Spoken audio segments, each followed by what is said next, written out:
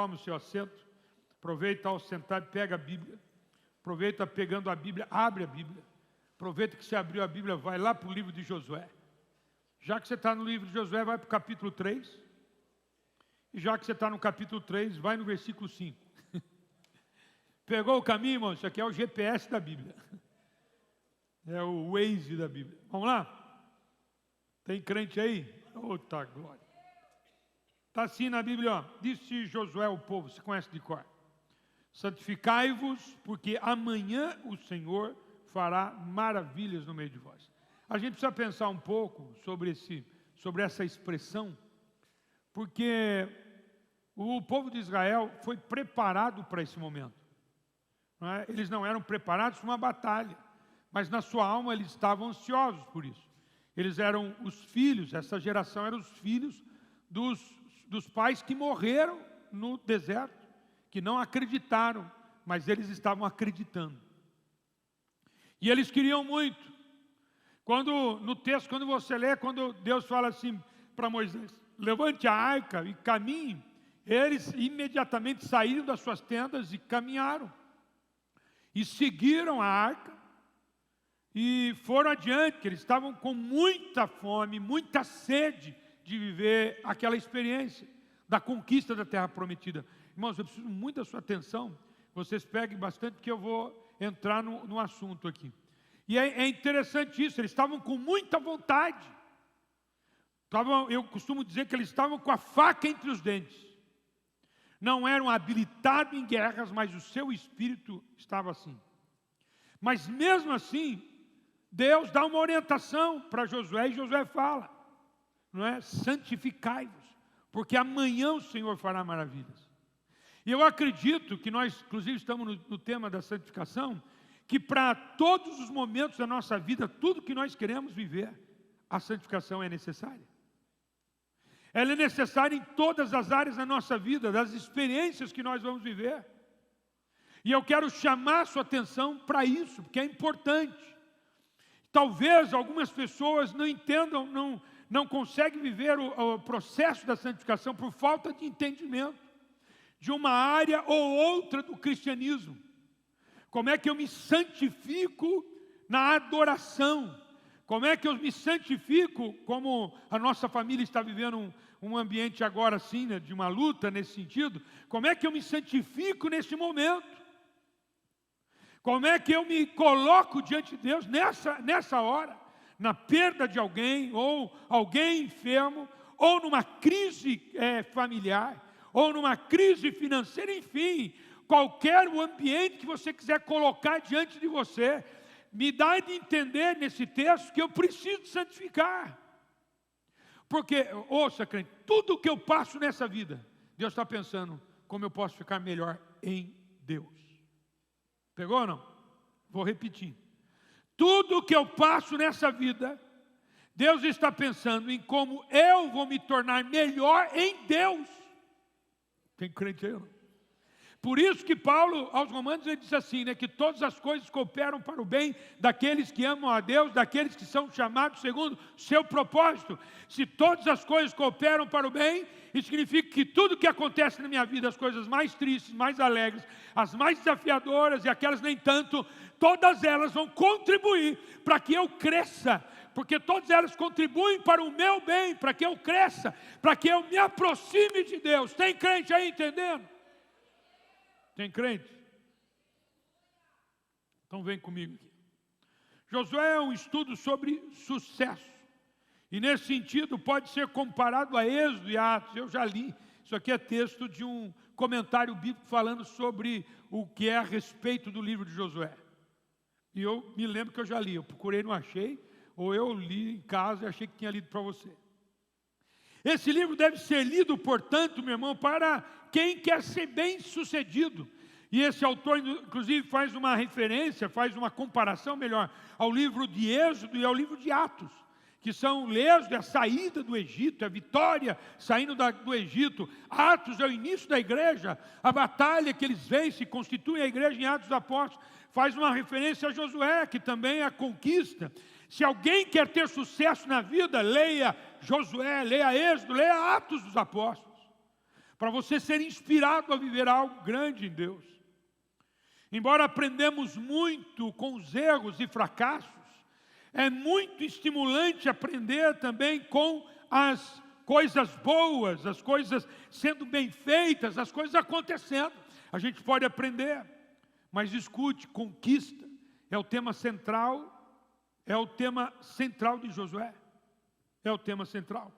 Não foi uma conquista por si só, não era um empreendimento, um projeto individual de Josué, não era isso.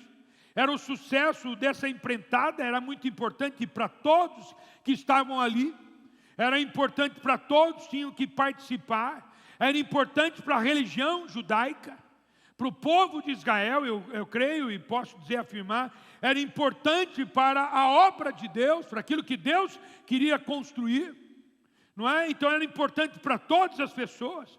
Então o momento era importantíssimo. Então ponha isso na tua conta. O que nós vamos viver daqui para diante na campanha da Arca da Conquista é importantíssimo. É importantíssimo o que Deus quer fazer na minha vida. É importantíssimo o que Deus quer fazer na sua vida. É importantíssimo aquilo que Deus quer fazer na igreja como um todo. Porque nós seríamos equivocadamente errados se eu dissesse, vai ser muito importante só para mim. Vai ser, ou ainda que eu diga, vai ser muito importante só para a instituição igreja, para os projetos da igreja. Se não impactar a tua vida, nós nos perdemos em algum lugar. Se não fizer diferença para a sua vida, em algum momento nós nos perdemos ali. Porque a campanha Arca da Conquista é para transformar, nós já entendemos no decorrer da história, vou falar um pouquinho sobre ela, nós entendemos no decorrer da história, dessa inspiração que Deus me deu, é para abençoar você.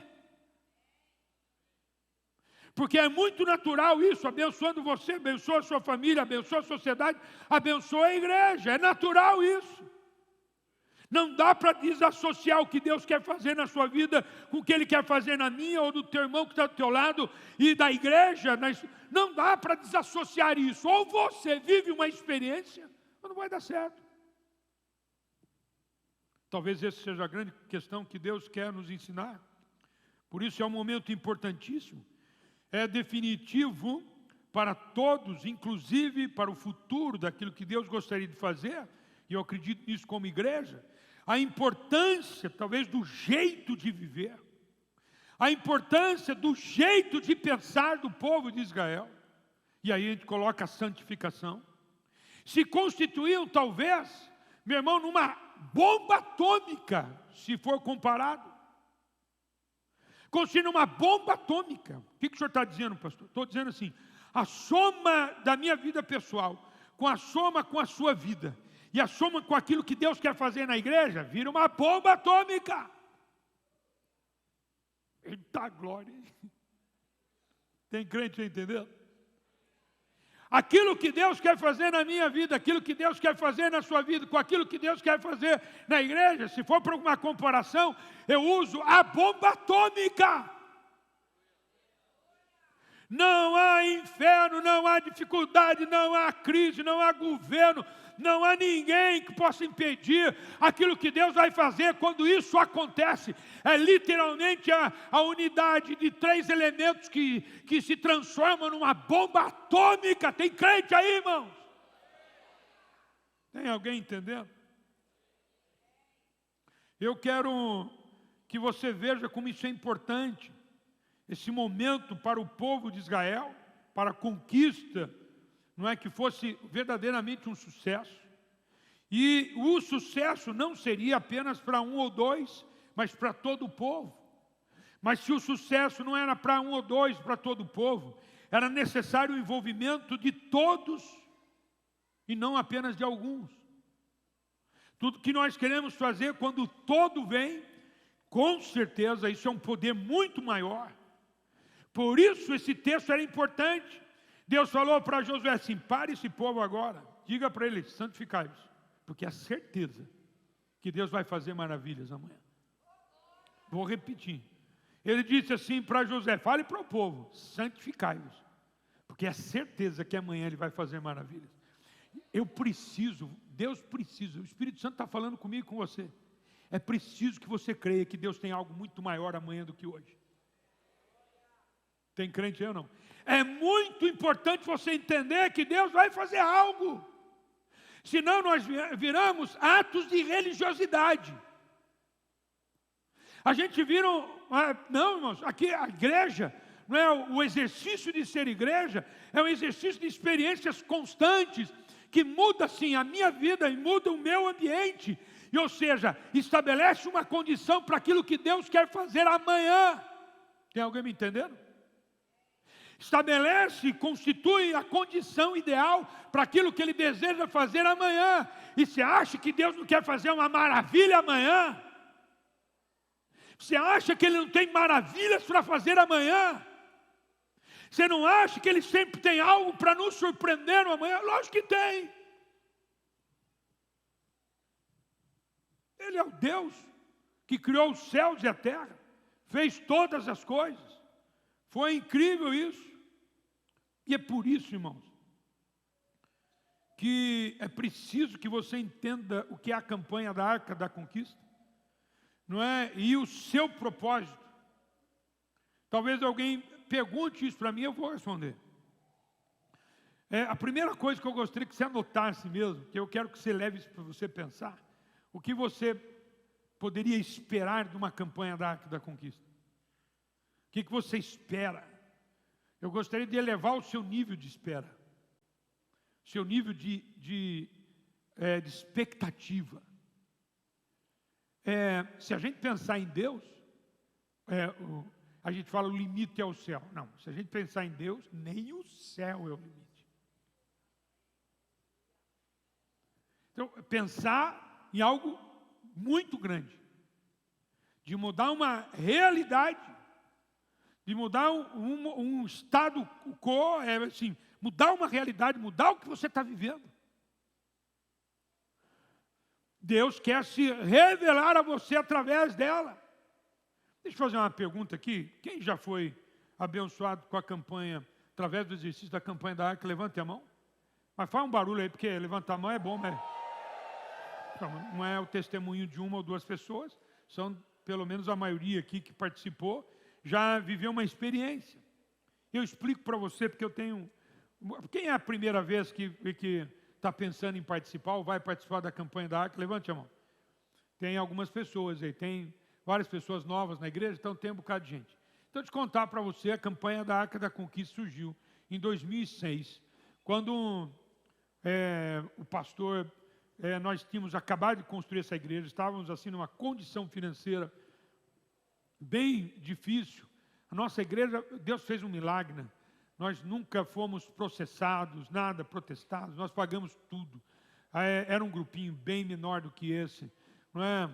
Jamais sonhando com outras igrejas, era bem menor. Mas aquele grupo, Deus fez coisas extraordinárias. Por isso que essa soma de uma pessoa com a outra, com aquilo que Deus quer fazer na igreja, vira uma bomba atômica. A construção desse prédio é uma prova disso. E nós tínhamos muita conta para pagar. Pastor Jorge, nosso pastor emérito hoje, que eu amo tanto, pastor Jorge, ele, um homem de Deus, ele foi para o Guaraú, lá na praia, ficar uns dias ali de descanso. E era certo que eu ia para lá também, era em julho de 2006. E eu ia descer para o Guaraú, mas de domingo para segunda Deus me deu um sonho. Deus me deu um sonho que eu estava no púlpito, a igreja cheia, lotada, como fica sempre o dia da oferta. Cheia de gente, muita gente. O povo estava polvorosa, assim, estava alegre, feliz, estava avivada, estava cheio do Espírito Santo. E o Espírito Santo falava assim com o meu ouvido, falava assim, você é incendiador. E conforme eu falava com o povo, mais ainda festa. Estava cheia aqui a igreja, estava aqui e tal. E o povo ficava mais em festa ainda. E de repente, no meio do sonho, eu vi um envelope branco na mão das pessoas, que elas sacudiam assim. E quando eu olho, estou falando para os irmãos, diante de Deus dos santos anjos. Quando eu olho, eu tinha algo na minha mão, algo muito antigo, parecia um baú antigo. Bem antigo. Não é? E eles queriam colocar, eles queriam subir em cima do púlpito, subir em cima de mim, colocar ali aquele envelope. E forte, né? É forte.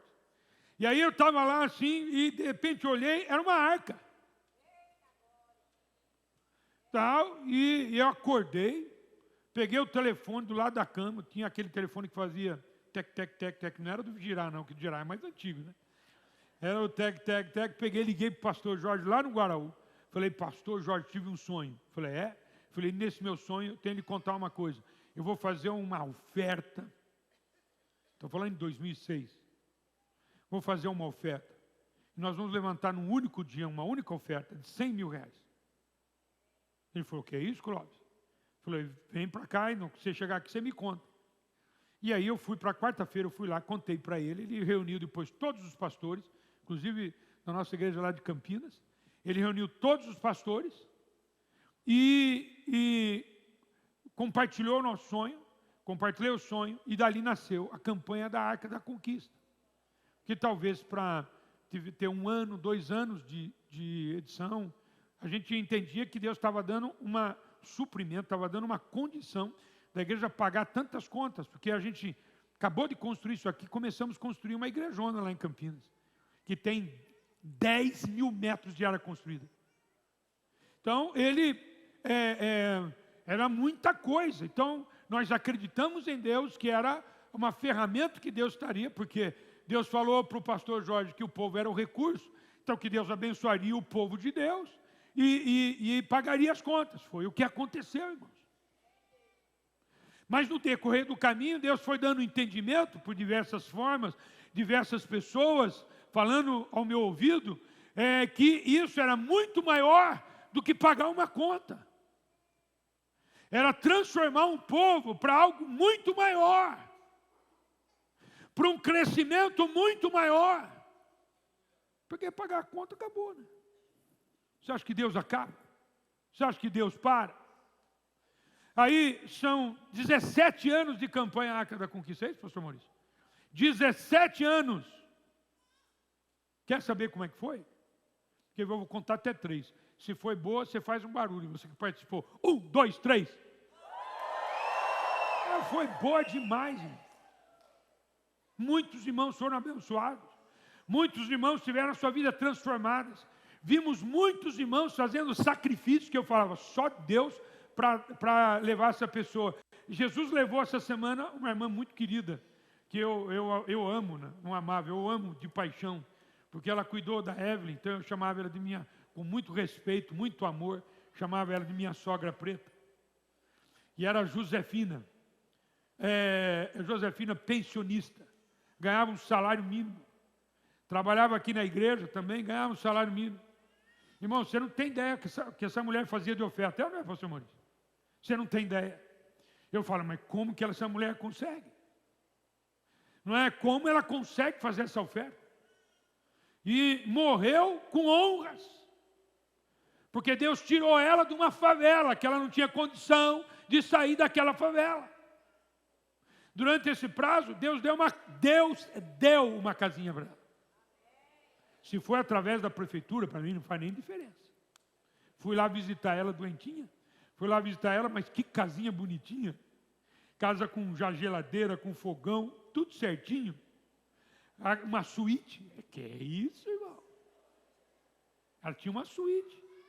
Tinha lá uma suíte, estava muito bem. Lá Deus cuidou dela. Ela não faltou dinheiro para tudo que ela precisava. Para todas as necessidades da Josefina que ela tinha. Não sei se a Soninha está aqui, ou ela não está. Mas todas... Está aí, Sônia? Cadê você? Sônia, beijo para você ver. A irmã da Josefina, sabe, isso não faltou nada para ela. Deus cuidou para a glória. Tem crente aí, diga aleluia. Agora você me pergunta, pastor, como viver essa experiência? Irmão, tem que ser intensa. Você tem que começar a levar agora, desde já, para a sua casa. Você tem que trazer essa experiência para a sua vida. Você tem que trazer para o seu dia a dia. Você precisa viver essa experiência, querer algo de Deus. Por favor, peça algo grande. E faça algo grande. Faça algo extraordinário. Se não for grande para você, escuta o que o teu pastor vai falar. Não vai ser grande para Deus. Se não for sacrifício para você, não vai ser sacrifício para Deus.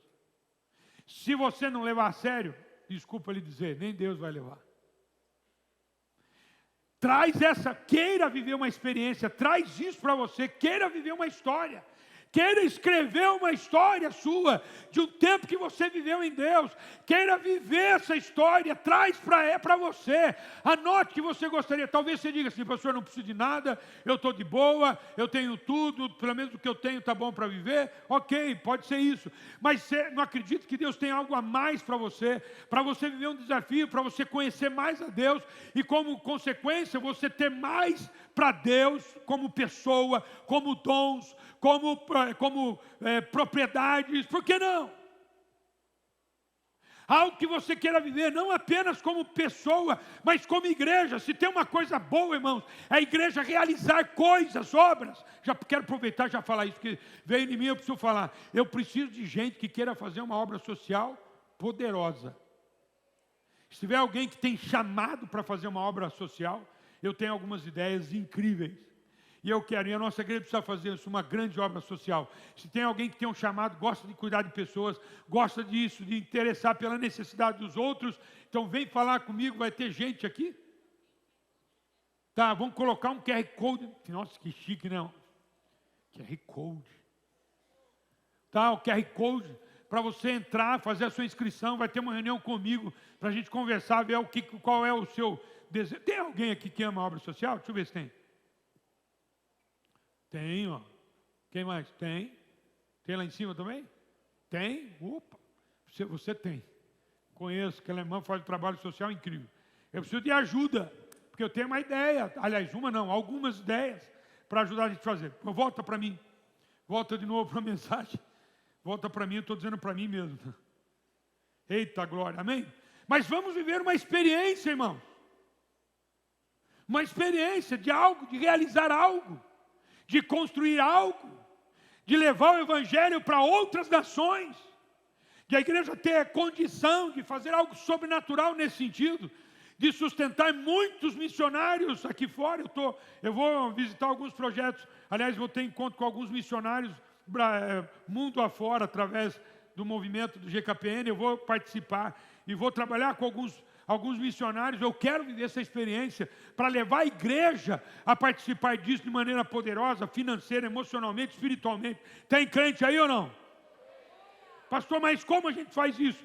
E vivendo uma experiência com Deus, mudando de nível, saindo daquilo que nós fazemos e não nos conformarmos com aquilo que apenas fazemos, que já é muito bom. Mas se é muito bom, é porque Deus tem algo muito maior e muito melhor. Tem crente aí? Pastor, e especificamente na campanha Arca da Conquista? Campanha Arca da Conquista é você fazer uma boa oferta. É você fazer uma boa oferta.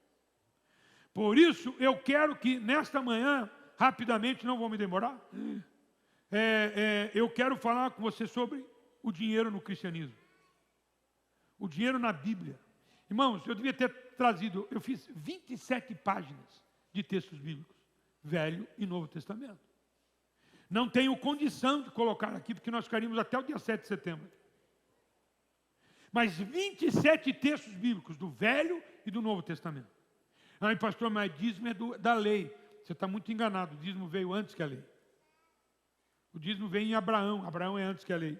400 anos antes da lei. Você vai entender. A gente precisa entender sobre isso. Então, anota uma frase boa para você. Anota. Santidade gera intimidade. Santidade, que é o processo da santificação, você se tornar santo. Santidade gera intimidade. E anote o que eu vou dizer. E intimidade gera responsabilidade. Eu comecei a namorar a Evelyn. Pensa num cara feliz namorando a Evelyn. Era eu. A Evelyn me enganou naquela época. Ela é mais baixinha do que eu. Mas ela usou um salto que eu falava, meu Deus. Mas gera, vou repetir, santidade gera intimidade, intimidade gera responsabilidade. Quando eu me caso com a Evelyn, eu fico íntimo da Evelyn, sim ou não? Quando eu me tornei íntimo dela, eu me tornei responsável por ela. Quem é íntimo do cristianismo se torna responsável do cristianismo. Mas eu tenho uma palavra para você. A responsabilidade é bilateral. Eu me torno responsável pela obra de Deus na terra. E Deus se torna responsável da minha vida. Vou repetir. Essa responsabilidade é bilateral. Quando eu me torno responsável pela obra de Deus, Deus se torna responsável pela minha vida. Tem muita gente no meio do cristianismo que quer resolver os seus problemas, que não é para você resolver, deixa Deus resolver. O problema é que você não é responsável pela obra, então você fica com dificuldade de entender e de receber a responsabilidade de Deus sobre a tua vida. Você não consegue entender isso. Você não consegue ser dizimista. Você não consegue ser ofertante. Tem gente que pensa que isso, ele é material. A gente pensa, não tem nada disso. Se tem uma coisa, um lugar que não tem nada que se pensa em material, é igreja. Pastor, o senhor espiritualiza tudo? Eu não, a Bíblia faz isso. A Bíblia espiritualiza o dinheiro que é colocado aqui. A Bíblia espiritualiza o que nós fazemos com o dinheiro. Pastor, mas o dinheiro da igreja te sustenta. Está na Bíblia isso, irmão. Está na Bíblia isso. Que sustentar aqueles que governam o reino de Deus na terra. Está na Bíblia. Está na Bíblia que aqueles que evangelizam, que vivam do evangelho. Está na Bíblia isso. A gente acha que isso é uma coisa simples. Tem muitas pessoas, não poucas, que não gostam de ouvir do assunto. Talvez você diga, já ouvi, pastor. Ouve de novo, quem sabe você vai aprender de uma outra coisa, ou de uma outra forma diferente. Quero que você abra a sua Bíblia, em Gênesis capítulo 14. Fique com a sua Bíblia aberta, que eu vou ler um bocado de texto. Eu vou mais ler do que pregar. Aliás, quanto eu mais leio do que eu prego, mais eu prego do que eu leio. Eita, crente. Estou feliz. Estou feliz, irmãos. Glória a Deus. Abre lá, Gênesis 14, versículos 18, 19 e 20. Eu quero que você entenda isso. Você precisa anotar, porque eu vou terminar com o sumo sacerdote Melquisedeque. Eu vou terminar com a figura dele. A mensagem de hoje. Melquisedeque, rei de Salém, trouxe pão e vinho. Era sacerdote do Deus Altíssimo. E abençoou ele, Abraão, e disse: bendito seja Abraão pelo Deus Altíssimo, que possui os céus e a terra. E bendito seja o Deus Altíssimo, que entregou os teus adversários nas tuas mãos. E diz o versículo 20, e de tudo lhe deu Abraão o dízimo. É a primeira vez que aparece na história dízimo. Oferta aparece lá em Abel e Caim, em Gênesis. Mas dízimo é a primeira vez que aparece na Bíblia. Quem inventou isso? Da onde veio essa inspiração de Abraão? Da onde ele tirou essa história? Só pode ter vindo do céu. Brotou no coração dele, e você precisa colocar coração nisso. Você não precisa fazer as contas, você precisa botar o teu coração. Porque, na verdade, a oferta e o dízimo revelam o coração do ofertante e do dizimista. Então, tem que sair do seu coração. É bem provável, é bem certo que saiu do coração de Abraão, de uma inspiração divina para ele. A Bíblia diz que depois que o Melquisedeque abençoou Abraão, diz a Bíblia que Abraão, de tudo que ele tinha, ele deu dízimo a Melquisedeque.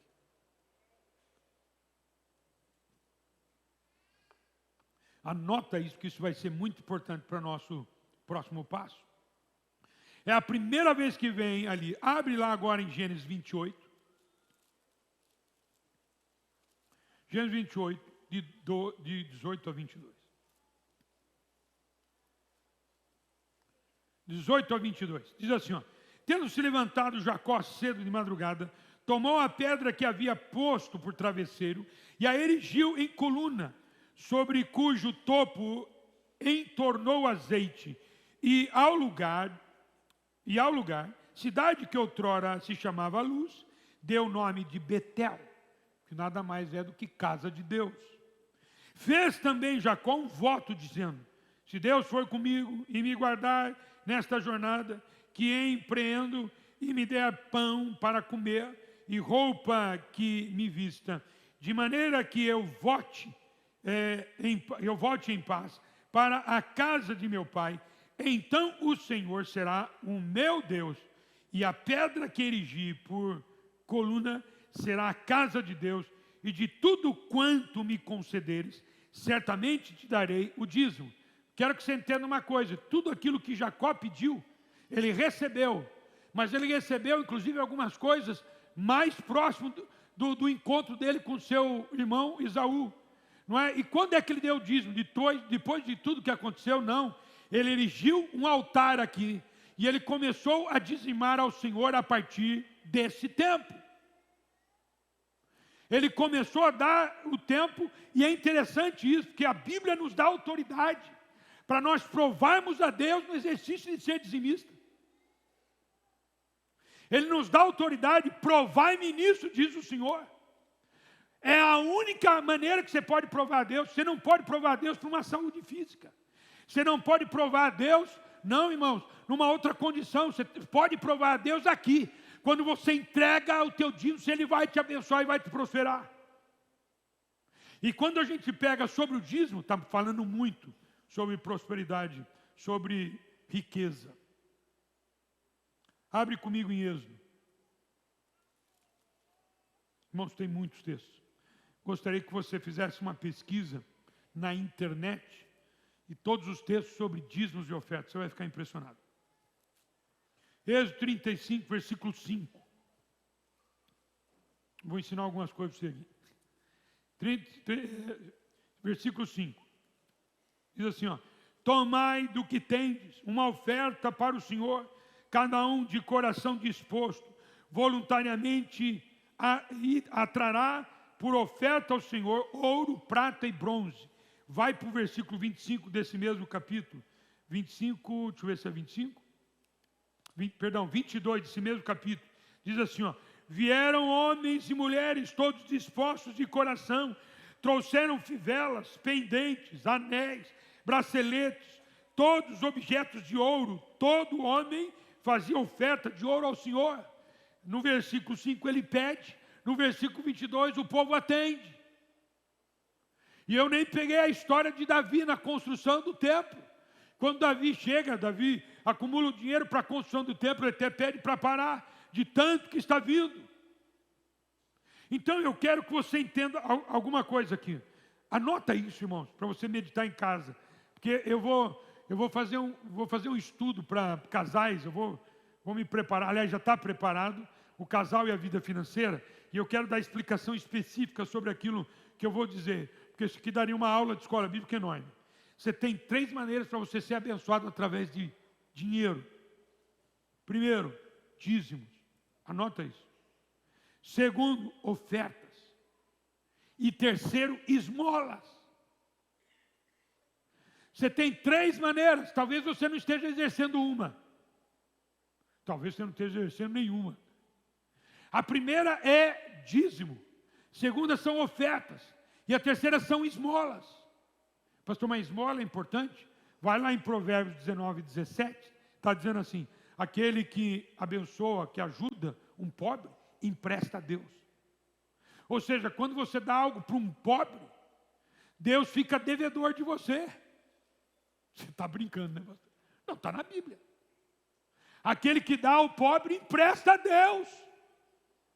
Quem crê na palavra, diga amém.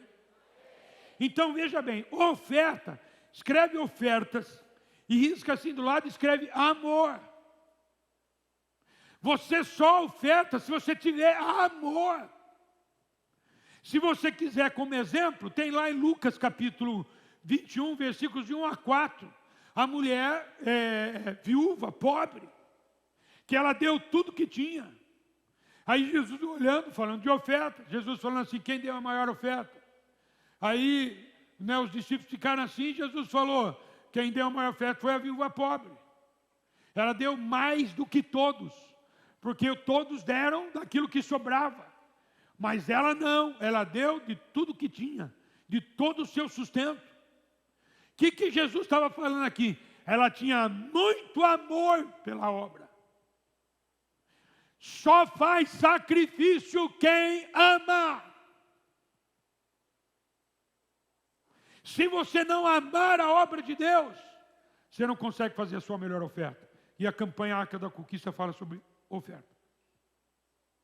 Então, a sua oferta vai revelar o tamanho do amor que você tem à obra de Deus. Verdade, pastor? Verdade. A oferta. Espera que eu apertei um botão aqui. Tem crente aí, irmãos? A oferta, ela revela o amor que você tem a Deus. Não é a quantia que você dá. É o sacrifício que você faz. Se não for sacrifício para você, não vai ser sacrifício para Deus. Se não for tudo para você, não vai ser tudo para Deus. Tem crente aí ou não? Outra oferta. As esmolas. As esmolas entram no ambiente da generosidade. Se você quiser ver, abre em Atos capítulo 20. Eu vou ler só esse, depois tem um outro aqui. Atos capítulo 20, versículo 35. Atos 20, 35. Está aqui escrito. Eita glória.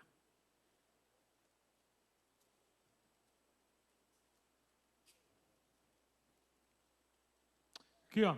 Tendo-vos mostrado em tudo que, trabalhando assim, é mistério socorrer os necessitados e recordar as palavras do próprio Senhor Jesus. Mais bem-aventurado coisa é dar do que receber. Se você quiser um outro texto de generosidade, vai para 2 Coríntios capítulo 9, versículos 10 a 15. E mais ainda, Provérbios 19, 17. Aquele que dá ao pobre, empresta a Deus. Toda esmola está falando da sua generosidade. Tem gente que não consegue nem ajudar o pai e a mãe. Como é que vai ajudar um pobre?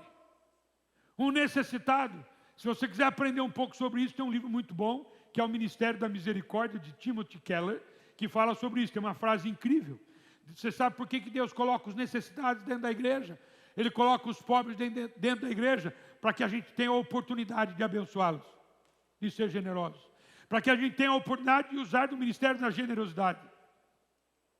Tem gente que viu aquele envelopinho que a gente fez, né? Uma oferta de amor, não é? Família, como é que está no texto? Família amando família. Tem gente que não dá nenhuma oferta, dá R$5, coloca R$10. Essa oferta está indo para abençoar os pobres da igreja, os necessitados da igreja. Nós já movimentamos uma grande quantia, mas poderíamos fazer muito mais. Quem sabe se todos nós fôssemos generosos, nós abençoaríamos não só os de dentro, mas os de fora também. Pastor, mas tem que ajudar os de fora? Lógico. Às vezes você pensa assim, chega um cidadão lá, vou dar uma esmola para ele. Esmola não significa pouca coisa, significa uma oferta que você está dando. Mas esmola, né? Você está dando, vou dar para ele e vai usar droga. Isso é o problema dele. O princípio é esse. Aquele que dá ao pobre, Deus fica devedor dele. É só isso. Isso é um princípio. Se ele vai usar droga, se ele vai fazer isso, se vai fazer mau uso, pastor, mas não estou incentivando. Não, você está exercendo o ministério da misericórdia. Você está exercendo o ministério da generosidade. Você está dando para alguém. Às vezes você pode pegar a pessoa e comprar uma comida para ela, se ela quer comida. Você está sendo generoso. Compra lá um frango assado de domingo, dá para alguém. Tem crente ouvindo aí? Talvez algumas coisas não tenham sido derramadas sobre a sua vida, porque você falta com a oferta, você não é ofertante. Quem não é ofertante natural, na campanha tem dificuldade de ser ofertante. Talvez algumas coisas não tenham acontecido na tua vida porque você não dá esmolas, você não ajuda o necessitado, o pobre. Às vezes o vizinho seu, cortaram a conta de luz dele e você não é generoso ao ponto de ajudá-lo a pagar a conta para que a energia dele volte. Pastor, mas isso é papel de cristão? Se é, irmãos, está no DNA da igreja. A Bíblia diz que na constituição dos diáconos, está assim na Bíblia, ó, escolhei entre vós homens cheios do Espírito Santo. Você sabe para que era? Homens cheios do Espírito Santo não era para falar em línguas, não era para operar milagres, não era para pregar a palavra. Homens cheios do Espírito Santo para ajudar viúvas e órfãos. Quem eram as viúvas e os órfãos? Os necessitados da época. Nós precisamos ajudar os nossos viúvos, as nossas viúvas e órfãos. Nós precisamos ajudar as pessoas que precisam. Por isso que eu clamo para você. Vamos fazer um grande projeto aqui de obra social, vai ser lindo. Para terminar, e eu acho isso incrível. Você tem ofertas que representam amor. Você tem esmolas, que representa a sua generosidade. E você tem dízimo, que representa a sua fidelidade. Quando você abre lá em Malaquias, você conhece o texto, e eu estou partindo para o fim. Quando você abre lá em Malaquias, você vê o texto. Tem crente aí, irmãos? Quem está aguentando, diga amém. Alguns, outros já não aguentaram, mas também, ou tá de boa. Quando você pega Malaquias, eu quero aguçar você. Vai para o capítulo 1 de Malaquias. Vai e comece a ler a partir do versículo 6, só para você ter ideia. O filho honra o pai, o servo o seu senhor. Se eu sou o pai, onde está a minha honra? E se eu sou o senhor, onde está o respeito para comigo? Diz o Senhor dos exércitos a vós outros, ó sacerdotes, que desprezais o meu nome. Vós dizeis, em quem desprezamos o teu nome? E ele diz assim, ofereceis sobre o meu altar um pão imundo. E ainda perguntais, em que havemos profanado? Outra hora ele fala assim, ofereceis um animal defeituoso. Talvez você entenda assim, ninguém está vendo, porque alguém vai ver um pão lá, talvez embrulhado, quem vai ver que ele está imundo? Quem vai ver um animal ali que já foi sacrificado, tirado a sua gordura, já está sendo assado, literalmente como um churrasco, literalmente, quem está vendo se ele é defeituoso, se a carne é a mesma coisa? O problema não é aquilo que eu vejo, o problema é aquilo que Deus vê. Dízimo é fidelidade. Já que eu vou dar certo. Já que eu vou fazer, tem um texto que fala que você tem que dar todo o início da semana. Você vai achar esse texto. Todo no início da semana, trazer as suas ofertas. Ou seja, todo no início do trabalho, trazer as suas ofertas. Perdão, trazer o seu dízimo. Dízimo é fidelidade. Dízimo é primícia, trazer em primeiro lugar. Mas tem uma outra coisa que eu quero analisar com você, que é lá em Hebreus capítulo 7. A gente vai entender, que precisa entender o peso do dízimo. Nós vamos analisar sobre Melquisedeque e a quem ele entregou, a quem Abraão entregou o seu dízimo. Melquisedeque aparece aqui em Gênesis 14, que eu li, e aparece no Salmo 110, versículo 4. Terminando. Versículo 4. Veja bem. A realidade é Cristo, mas Melquisedeque é simplesmente uma figura do Filho de Deus. Leia lá comigo o texto de 7, de 1 a 3. Vem comigo, irmãos. Você precisa conectar, presta atenção. Porque esse Melquisedeque, rei de Salém, sacerdote de Deus Altíssimo, que saiu em encontro a Abraão, quando voltava da matança dos reis e os abençoou, para o qual também Abraão separou o dízimo de tudo. Primeiramente se interpreta rei de justiça, depois também rei de Salém, ou seja, rei de paz. Sem pai, sem mãe, sem genealogia, que não teve princípios de dias, nem fim de existência, entretanto foi semelhante ao Filho de Deus, permanece sacerdote perpetuamente. Melquisedeque, vem comigo. Melquisedeque recebeu dízimos de Abraão, o pai da nação de Israel, a quem os levitas procedem. Os sacerdotes são maiores que os levitas. O patriarca Abraão é maior do que os sacerdotes. Melquisedeque, meu irmão, é um tipo de Cristo. Então ele é maior do que Abraão. Ele é um tipo de Cristo. Não teve início nem fim. Abraão recebeu Melquisedeque como representante de Deus. E, portanto, ao dar a Melquisedeque o dízimo, ele estava dando dízimo para Deus. Quem quer que a igreja é o corpo de Cristo? Levanta a mão, dá um grito de aleluia. Que bom isso.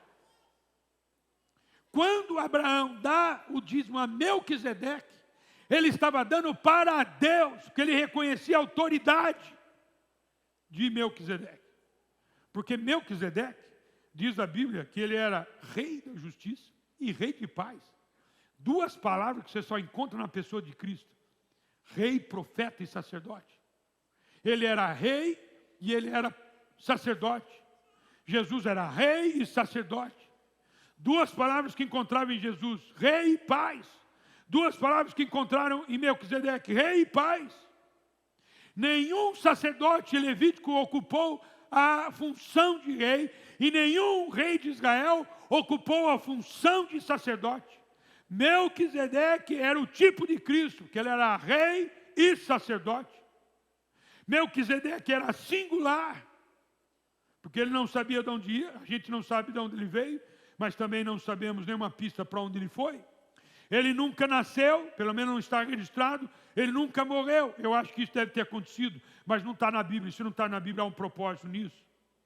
Fez questão Deus de não deixar registrado. Nesse sentido, ele é um retrato da pessoa do Senhor Jesus Cristo, o Filho de Deus, que sempre existiu e sempre vai existir. Tem crente aí, irmãos? Se tem crente, diga aleluia. Então, se Abraão, terminando aqui, reconheceu que Melquisedeque representava a Deus, ele oferta a Deus.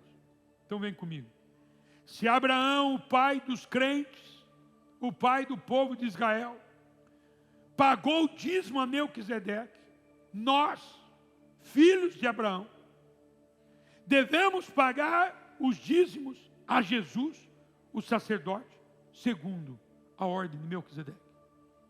Quando você entrega um dízimo, você não entrega para a igreja, para uma instituição, você entrega para Jesus. Para terminar, versículos 4 em diante, do capítulo 7 de Hebreus. Considerai, pois, como era grande esse, a quem Abraão, o patriarca, pagou o dízimo, tirado dos melhores despojos. Ora, os que dentre os filhos de Levi recebem o sacerdócio, têm mandamento de recolher, de acordo com a lei, os dízimos do povo, ou seja, dos seus irmãos, embora tenham esses descendido de Abraão. É complicado entender, mas presta atenção. Entretanto, aquele cuja genealogia não se inclui entre eles, recebeu dízimos de Abraão e abençoou os que tinham as promessas. Versículo 7. Evidentemente é fora de qualquer dúvida que o inferior é abençoado pelo superior. Aliás, aqui são homens mortais, os quais recebem dízimos, porém ali, aquele de quem se testifica que vive. Estava falando de Melquisedeque, mas está falando de Jesus. E por assim dizer, também Levi, que recebe dízimos, pagou-os na pessoa de Abraão, porque aquele ainda não tinha sido gerado por seu pai, quando Melquisedeque saiu ao encontro. Presta atenção nesse texto. Quando ainda Melquisedeque não tinha saído ao encontro deste. Olha que incrível. O texto, aliás, você precisa ler Hebreus, porque Hebreus traduz, não é, tudo que existe no Velho Testamento. O que ele estava falando aqui? Ele estava falando que Melquisedeque era semelhante a Cristo, que ele era grande. Abraão reconheceu isso e dá o seu dízimo, de todos os seus despojos, daquilo que ele ganhou nas batalhas, ele dá para Melquisedeque. Ele sabia que ele estava dando para Deus. E quando ele estava dando aquele, está dizendo aqui o texto, olha, o versículo 9, e por assim dizer também Levi, que recebeu dízimos, pagou às pessoas de Abraão. Olha que incrível, Levi é bisneto de Abraão, não é? Ele é bisneto de Abraão. Quando Abraão dá o dízimo para Melquisedeque, Levi nem tinha nascido ainda, ele nem estava presente ainda. O que está ensinando a palavra aqui? Primeiro, quando eu dou o meu dízimo, Se Abraão deu para Deus, eu estou dando para Jesus, que é Deus também. Tem crente aí ou não? Ou seja, se eu não dou, eu estou deixando de dar para Jesus. Não é para o pastor, não é para a igreja, para Jesus. Se Abraão tivesse deixado de dar para Melquisedeque, ele estava deixando de dar para Deus. Tem crente aí, irmão? Tem crente aí? E olha esse outro ensinamento. Quando Abraão estava ofertando, ele estava ofertando também para Levi. Mas como, pastor? Quando ele estava dizimando, ele estava dando dízimo também para Levi. O texto está dizendo que Levi deu, não é? Antes de ser gerado de Abraão. Levi estava dentro de Abraão e ele deu o dízimo. Pastor, o que é isso? Quando nós dizimamos, somos fiéis ao Senhor, nós estamos abençoando toda a nossa geração que ainda não veio. Toda ela será abençoada pelo dízimo. Deus está entendendo que eu estou dando dízimo. Eu estou dando dízimo para a minha geração, inclusive. Por que você não entende disso? Porque você coloca o dízimo num contexto. Tem gente que fala assim, ó, eu não vou dizimar, não preciso dizimar mais, acabou. Eu não preciso ofertar mais, acabou. Nada mais eu vou fazer. Mas tudo que você faz, você está abençoando a sua geração. Você está abençoando os seus filhos que não vieram. Fiquem em pé. Que não vieram ainda, seus netos. Por assim dizer também Levi, que era sacerdote, que recebeu dízimo, porque ele era sacerdote que recebeu dízimo, mas pagou-os na pessoa de Abraão. Ele fez isso. Eles tinham um entendimento que talvez está faltando hoje para a igreja do Senhor. Pergunta para mim, qual é o percentual de irmãos que são dizimistas na igreja? Pergunta para mim. Não, pergunta. Captei a sua mensagem. Se eu for falar, você vai ficar com vergonha? Não, eu vou ficar. Tinha que falar isso para você. Porque nem metade da igreja é dizimista. Você imagina se metade da igreja fosse dizimista? Se você não acredita no projeto, né, no plano de Deus dízimo, como é que você vai acreditar o que Deus pode fazer com você através da campanha da Arca? Por outro lado, você pode fazer o seu melhor para a campanha da Arca. Pode sim. Mas você deixou de ser dizimista. Ou você não é dizimista. Você está perdendo algo grande. Talvez você fale, pastor, não aconteceu tudo o que eu queria. Eu tenho certeza absoluta que a campanha da Arca vai nos ensinar, está nos ensinando a ser dizimista, a ser alguém generoso que dá esmola. E quando for fazer oferta, faz oferta generosa. Faz o seu melhor porque você ama. Tem crente aí? Por que Josué disse para o povo então? Você quer entrar numa batalha para viver uma experiência? Santifique-se. Santificar em que área? Aqui na área financeira. Trata o seu dinheiro como santo. Porque é isso, quer ver? Os dízimos são santos ao Senhor. São um reconhecimento de nossa dependência de Deus e uma evidência da nossa fidelidade a Ele. Os dízimos foram pagos antes da lei, durante a lei e também no tempo da graça. Para não faltar, para que você não pense outra coisa. Quer mais? Não? A prática do dízimo, dos dízimos, é ensinada nos livros da lei, nos livros históricos, nos livros poéticos, nos livros proféticos, nos evangelhos e nas cartas paulinas. Você vai encontrar ensinamento sobre o dízimo na Bíblia toda. Talvez você pergunte por que Deus fez questão que tivesse ensino sobre dízimo na Bíblia toda, para que nós pudéssemos ser fiéis ao Senhor e abençoasse a nossa geração que vem após nós. Porque quem é dizimista é crente de verdade, é crente raiz. Tem crente aí ou não? Que a graça do Senhor Jesus, que o amor de Deus Pai e a comunhão do Espírito Santo seja com cada um de vocês, em nome de Jesus. Pai, abençoamos os pedidos que foram aqui colocados, pessoas que estão precisando de cura, nós oramos e abençoamos. Pai, abençoa meu pai, é teu servo, também, Pai, está nas tuas mãos, ele é teu, Pai, oro em nome de Jesus, e quem crê, diga amém.